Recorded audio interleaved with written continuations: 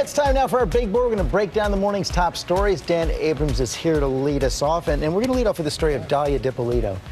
She was called the Black Dahlia after she was caught on camera talking about murder for hire, and her case is now heading back to court for a retrial.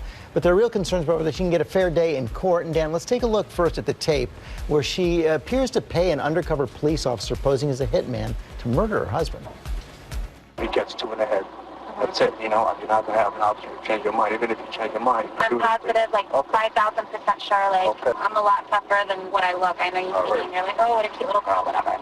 Pretty powerful right there, Dan. And of course, she was convicted in that first trial, but it was overturned. That's right, based on the jury being tainted. During the jury selection process in the first case, one of the jurors, prospective jurors, said something about her trying to poison her husband.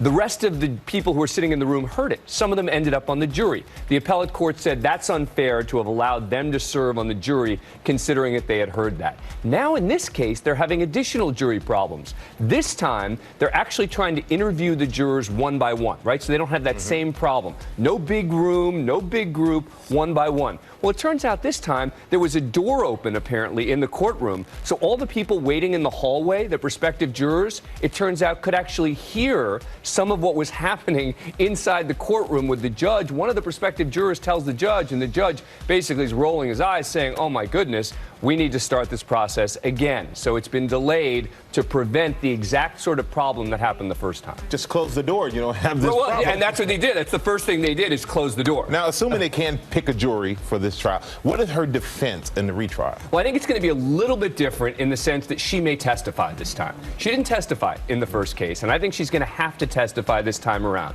She's doing two things. Number one, she's saying she was set up by the police. And number two, she says, I thought I was part of a reality show. I didn't really mean what I said. When you see my reaction, when you hear me saying those things, that was all just a show. I was just putting it on. So it's not a reality show. Right, and it's a tough, tough defense, and that's why I think she's got to take the stand this time around. All right, reality show, huh? Right, well, quite a defense. That's an interesting I never defense. heard it before. All right, Yeah. well, we're gonna change gears.